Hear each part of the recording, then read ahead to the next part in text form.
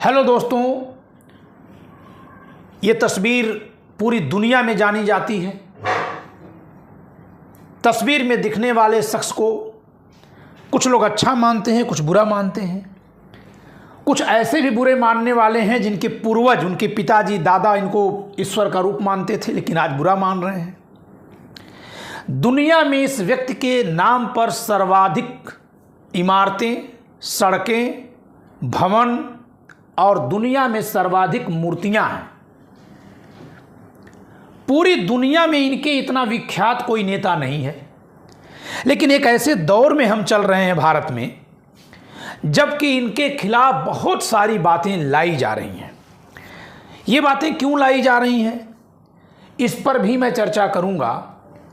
लेकिन इससे ज़्यादा चर्चा मैं इस तस्वीर पर करना चाहूँगा जिसमें राजकोट के दीवान का यह बेटा, राजकोट एक रियासत के दीवान यानी मंत्री का बेटा, प्रधानमंत्री का बेटा, जो इतना अमीर था कि उस जमाने में बैरिस्टरी करने लंदन गया, वो अधनंगा फकीर बन गया और कपड़े बुन रहा है, धागे बुन रहा है, सूत काट रहा है। ऐसे व्यक्ति के बारे में आज कहना इसलिए जरूरी है क्योंकि सवाल बहुत सारे इनके व्यक्तित्व पर, इनके कृतित्व पर और इनकी उपलब्धियों पर होने लगे हैं। मैं हूं एडवोकेट पंकज कुमार त्रिपाठी और आज हम लोग भारतीय स्वतंत्रता आंदोलन के अप्रतिम योद्धा महात्मा गांधी, जिन्हें गुरुदेव रविंद्रनाथ टैगोर ने महात्मा कहा था, भारत के प्रथम प्रधानमंत्री पंडित जवाहरलाल नेहरू ने बापू कहा था, और क्रांतिकारियों के आदर्श नेताजी सुभाष चंद्र बोस जी ने, जिन्हें राष्ट्रपिता कहा था और आज पूरा भारत इसी वजह से राष्ट्रपिता कहता है, ऐसी शख्सियत जिनके कहने पर बाबा साहब डॉक्टर भीमराव अंबेडकर ने 1932 में पूना पैक्ट किया था, ऐसी शख्सियत जिन्होंने भारतीय जनमानस को इतना तैयार किया कि उसमें जो ऊंच नीच का बहुत बड़ा भेदभाव था, जिसको समाप्त करने के लिए डॉक्टर अंबेडकर जी ने एक बिगुल फूंका था, उसके लिए खासकर ऊंचे तबकों के मस्तिष्क तैयार हुए, उसका श्रेय महात्मा गांधी जी को जाता है। महात्मा गांधी जी ने भारतीय समाज में वह जमीन तैयार की जिससे डॉक्टर अंबेडकर साहब को स्वीकार्यता मिली, और अब डॉक्टर अंबेडकर साहब के सपने जैसा भारत बनना निश्चित है, बनना भी चाहिए। दोनों समाजों को जोड़ने के लिए बापू ने एक जमीन तैयार की, और हर किसी समाज में अगर कोई नीचे पीछे छूट गया तो कैसे आगे बढ़ पाएगा, इसे सुनिश्चित करने के लिए डॉक्टर साहब भीमराव अंबेडकर ने प्रयास किया। हमारे लिए हमारे सभी महापुरुष आदरणीय हैं।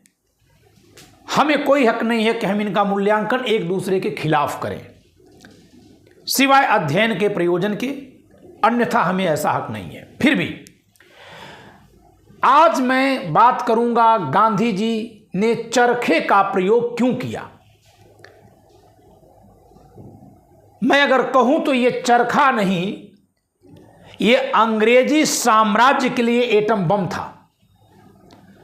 तमाम नवयुवक, नए बच्चे और कुछ जो उम्र से बड़े नहीं होते हैं, ऐसे अधेड़ उम्र के लोग भी, गांधी जी ने क्या किया, चरखे से आजादी मिली क्या।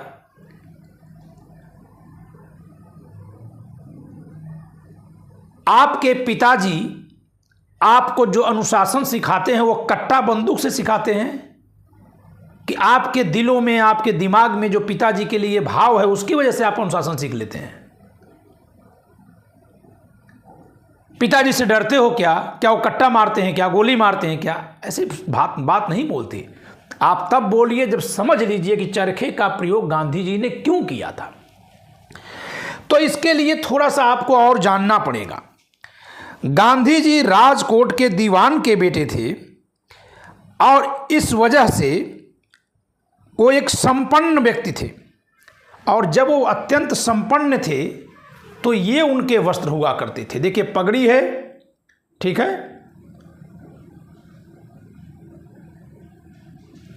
और यहां पर ये चरखा है। आखिर ये वस्त्र कहां चले गए? उन्होंने ये सारे वस्त्र क्यों छोड़ दिए? इन वस्त्रों का परित्याग क्यों किया?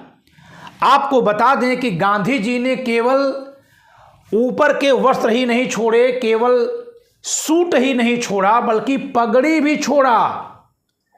और गांधी जी के पैर में आप जूता नहीं देखेंगे, जबकि वो सूट बूट पहनते थे। उन्होंने जूता भी छोड़ा। और जानते हैं कब छोड़ा? 1917-18 में।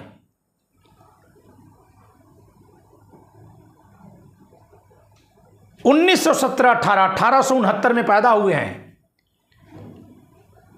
लगभग जब 50 वर्ष की उम्र में थे तब उन्होंने ये त्याग किया।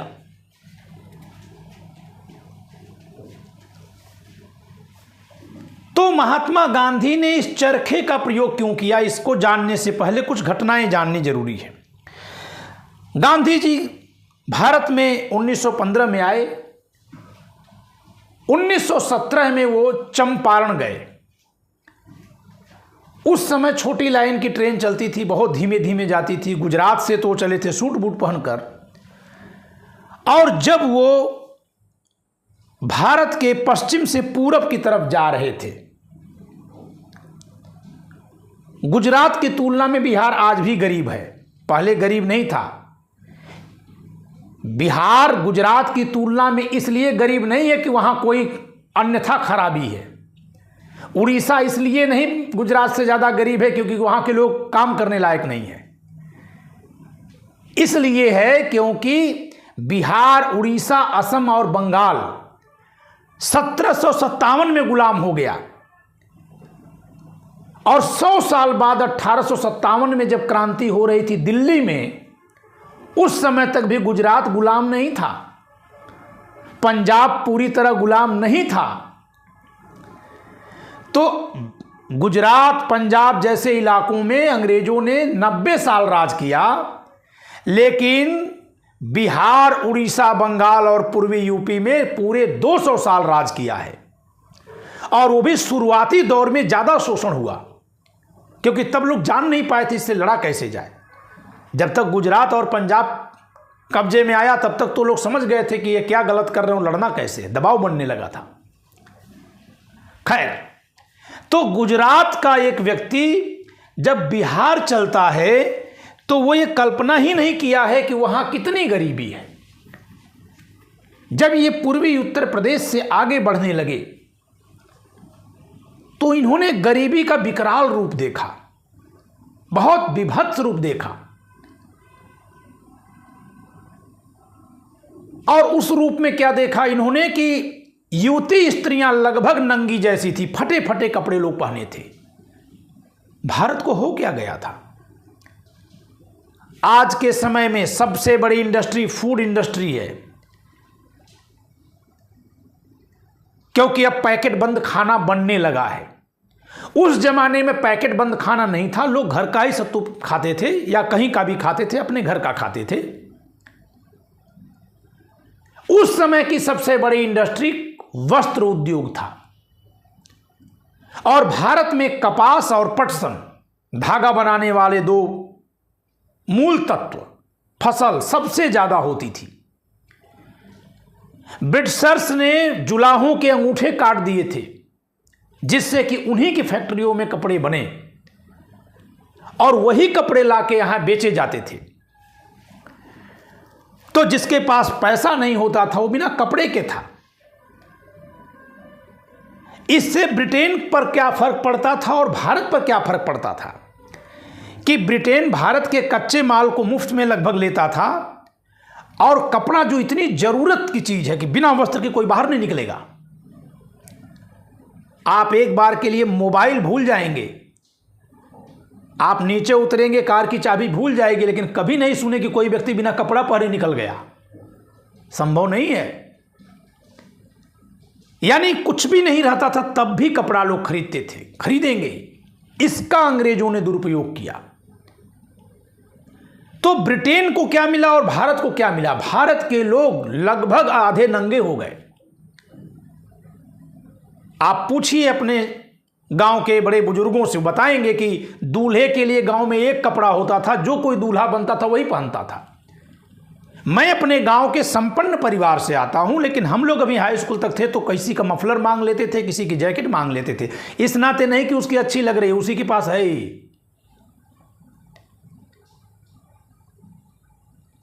तो ब्रिटेन को इससे बहुत बड़ा धन लाभ होता था और उसी धन के जरिए फिर वो सेना की भर्ती करता था और हमें गुलाम बनाता था। तो अगर महात्मा गांधी बम ले लिए होते एक, तो किसी एक अंग्रेज पे फोड़ देते। पता नहीं अंग्रेज पे फोड़ भी पाते कि नहीं, क्योंकि हमारे क्रांतिकारी जिनका मैं बहुत नमन करता हूं, उन्होंने कितने अंग्रेजों को मारा, कभी आप सवाल करके देखिएगा, खोजिए। अगर ये 10 उंगलियां 20 उंगलियां आप गिन पाए कि 20 अंग्रेजों को मारा है, तो हमसे बात कर लीजिएगा। संभव ही नहीं था। आप तो तैयारी में पकड़ लिए जाते थे, पकड़ने वाले आप ही के लोग होते थे जो पैसे के लिए वहां काम करते थे। सारे जमींदार क्या थे? अंग्रेजों के पाले हुए लोग थे, ये सूचना देते थे। तो ऐसे में महात्मा गांधी ने इस चरखा के जरिए एक एटम बम का प्रयोग किया। ये चरखा नहीं, एटम बम है, जिसके जरिए अंग्रेजी साम्राज्य की आर्थिक शक्ति हिल गई। भारत से जो धन जा रहा था वो रुक गया और इस चरखे की ताकत से विदेशी वस्त्रों के बहिष्कार के आंदोलन को बल मिला। अन्यथा आप विदेशी कपड़े जला देंगे अपने, तो आप कर नहीं पाएंगे। तो महात्मा गांधी ने घर में सूत कातो, घर में ही कपड़ा बुनो और पहनो। इससे 2 लाभ मिला। वस्त्र अगर किसी का उतार दें तो वह व्यक्ति सम्मान विहीन, स्वाभिमान विहीन हो जाता है। तो सबको सम्मान से, स्वाभिमान से जीने का एक हक मिला, एक हुकूक मन में आया, एक भाव पैदा हुआ। और दूसरे कि तब हम तुम्हारे कपड़ों पर आश्रित नहीं हैं, हम तुम्हारे कपड़े जलाएंगे, खरीद कर जलाएंगे। प्रतीकात्मक रूप से लोग दुकानों में जाकर नहीं जलाते, खरीद कर जलाते थे।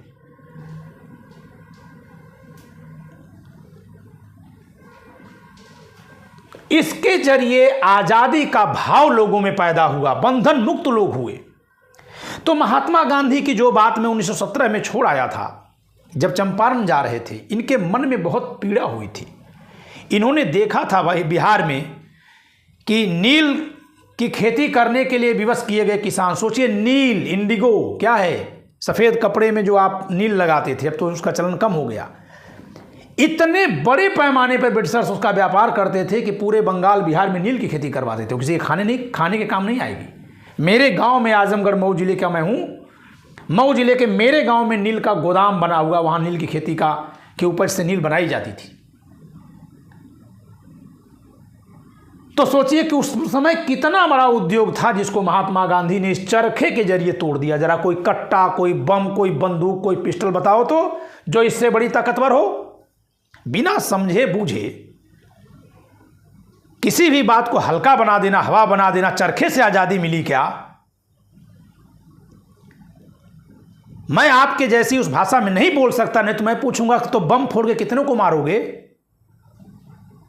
आज देख लो, हर जगह के सरकार के हिसाब से जो सत्ता होती है उसके तुलना में जो आजादी चाहता है वो उग्रवादी कहा जाता है। भारत के तमाम इलाकों में आजादी चाहने वाले क्या बम फोड़ के पालेंगे क्या? रोज लाशें आती हैं सैनिकों की, पालेंगे? यहां तो लाशें भी आप ही की गिरती, अंग्रेज को तो मार नहीं पाते आप। लेकिन हम उनके उस वीरता पे सवाल नहीं उठा सकते, उनका मजाक नहीं बना सकते। आप तो इसको समझते भी नहीं। समझिए कि चरखे की ताकत क्या थी। घर घर में सूत काता गया और धीरे धीरे भारत वस्त्र में आत्मनिर्भर हुआ। आज तो निर्यात करता है। तो ये अर्थशास्त्र था, ये स्वाभिमान शास्त्र था, यह मनोविज्ञान बदलने वाला एक उपकरण था। हर कोई अपने घर में अपने लिए सूत काटने लगा। ब्रिटेन की सबसे बड़ी इंडस्ट्री की चूल्हे हिल गई, मैनचेस्टर के करघे बंद होने लगे। तो अपने आप ये बात उठने लगी वहां कि आखिर ये क्यों हो रहा है।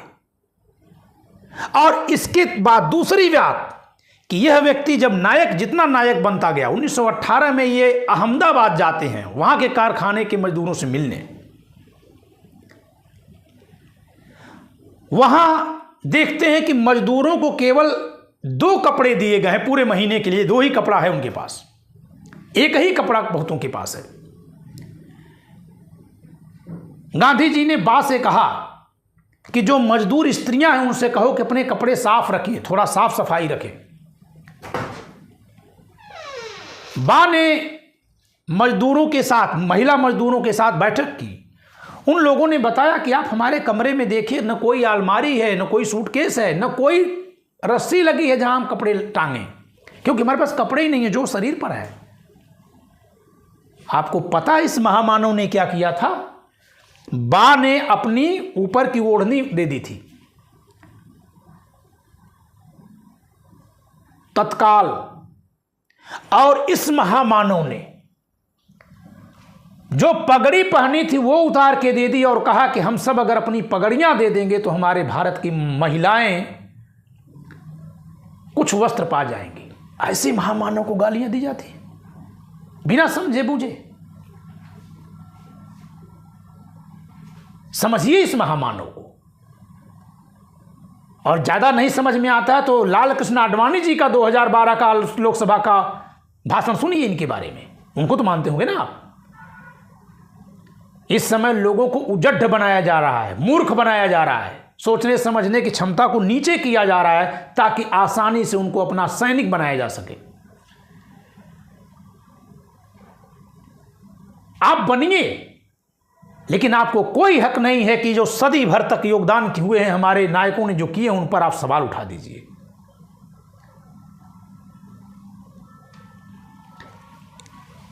कारखाने में काम करने वालों के पास जूते नहीं थे, उनके पैर कटे फटे थे। इसी नाते इस महामानव ने अपने बूट त्याग दिए। तो इनके मन में जो विचलन पैदा हुआ था चंपारण से कि हम इतने कपड़े पहने हैं, हमारे देश की महिलाएं आधे अधूरे फटे कपड़े पहनी हैं, उसको इन्होंने एक रूप दे दिया, एक हमेशा हमेशा के बलिदान का एक काम कर दिया अहमदाबाद के कारखाने को देखने के बाद। तो आज के लिए मैं इतना ही कहूंगा कि इस चरखे को जो कहते हैं कि चरखे से आजादी कैसे मिल गई, तो आप इस मुगालते में मत रहिए कि चरखे से ही आजादी मिली। हथियारों के दम पर तो हिटलर से ब्रिटेन नहीं लड़ पाया था। इतने बड़े हथियार थे, इतने अधिक हथियार थे कि हिटलर से ब्रिटेन नहीं लड़ पाया। और ब्रिटेन जिसका सूरज नहीं डूबता था, जिसके साथ अमेरिका रसिया भी खड़ा था, हमारे कितने भी पूर्वज मिलकर हथियार चलाते नहीं जीत पाते। मैं रामचरितमानस से भी समर्थन करूंगा। सुरसा जितना बड़ा मुंह बनाती गई तो हनुमान जी क्या हो गए, छोटा रूप पकड़ लिए। ब्रिटिश साम्राज्य को आप सुरसा के मुंह जैसी चुनौती मान लीजिए कि उससे बड़े हम हो ही नहीं सकते। तो इतने छोटे बन जाओ, सूक्ष्म बन जाओ, तरल बन जाओ कि उतना बड़ा आपको छोटा ही समझ के छोटा समझने के भ्रम में रह जाए और आप उसके बड़ेपन को, उसके शक्ति को समाप्त कर लो। महात्मा गांधी ने वह प्रयोग किया था और इनके ऐसा प्रयोग करने से जनता का बहुत बड़ा वर्ग इनके साथ खड़ा हो गया। क्योंकि अभी अगर कह दी जाए कि वहां गोली चल रही है, कितने लोग जाएंगे? लेकिन कहा जाए कि वहां बात करना है, खड़ा होना है, तो लोग जाएंगे। एक मर्डर अगर चौराहे पर हो जाता है, सारे लोग दुकान के शटर इसलिए गिरा देते हैं कि गवाही कौन देने के लिए न बुला ले। इसी देश में हम लोग रहते हैं ना। कोई थोड़े से दबंग कहीं दबंग के खिलाफ गवाही देने जाता हो, एक बार घर में आ जाता, पलट जाते हैं आप। तो आप चाहते थे कि महात्मा गांधी भी बम लेके चले जाएं और इनके साथ और भी 2-4-10 लोग और चले जाएं। इनकी वजह से उस समय के हमारे न जाने कितने पूर्वज फांसी पर चढ़ने से बच गए। बिना फांसी पर उनको चढ़वाए ही आजादी के लिए वैश्विक दबाव कायम करने में सफल रहे। तो ये चरखा नहीं एटम बम है।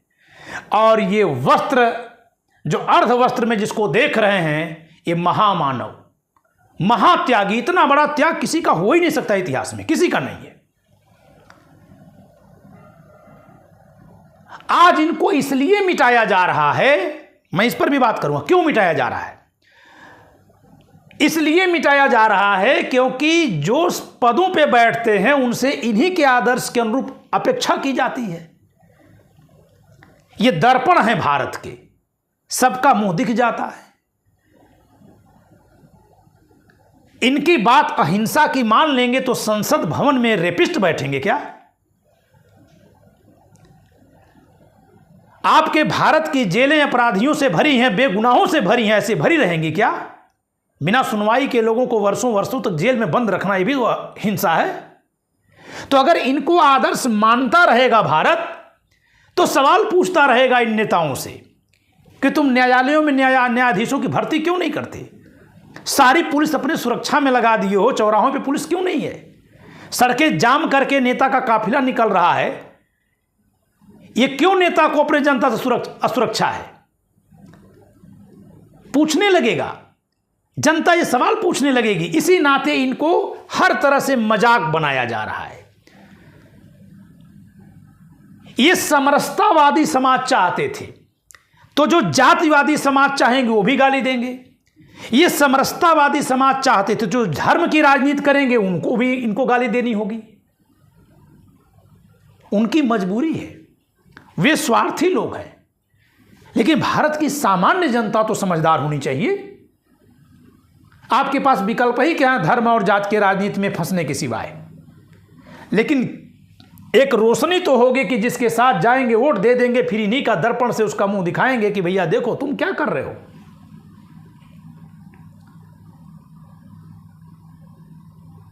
तो इनको मिटाने के पीछे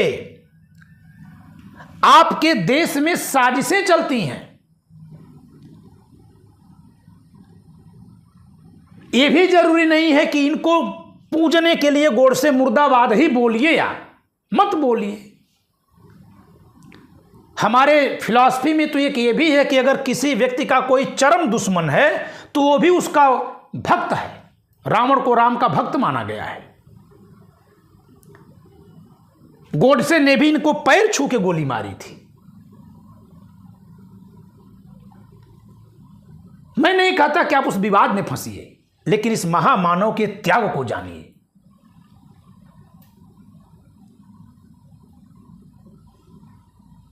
हिंदूवादी संगठनों को ये इसलिए अप्रिय है क्योंकि इनके रहने से सत्ता उनको नहीं मिल पाई। इनको गाली देंगे तो सत्ता मिल सकती है, जाके हिंदुत्व का उभार होगा। ये कहेंगे नहीं सब साथ में चलो। दलित समाज के लोगों को लगता है कि ये आए तो ये उतना नहीं तीखेपन की बात कर रहे हैं जितने से कि सवर्णों को या ऊपर के जातियों को जो है गाली दी जा सके। आज गाली दे ले रहे हैं क्योंकि आज समाज में शिक्षा का निचले समाज तक प्रसार हुआ है, तो आप कुछ ऊपर हैं। आज सवर्ण समाज भी पढ़ने लगा है। पहले कर्मकांड पढ़ता था, अब वो भी विज्ञान और इतिहास पढ़ता है। हाँ, पहले केवल कर्मकांड पढ़ता था। तो इस नाते स्वीकार्यता तार्किकता के आधार पर बढ़ रही है। अगर 1932 में कह दिया जाता कि गाली दो तो इतना ज्यादा आपस में क्लैश हो जाता, गृहयुद्ध हो जाता, और शायद जो लोग आज इनको गाली दे रहे हैं कि इन्होंने हमको उतना नहीं आगे बढ़ने दिया, वो उठ नहीं पाते वहां से। मेरी बात को किसी व्यंग के रूप में मत लीजिएगा, ये भाव है।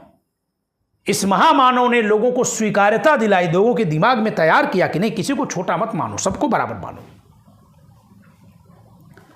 तो इनके इस चरखे का महत्व यही है कि इसके जरिए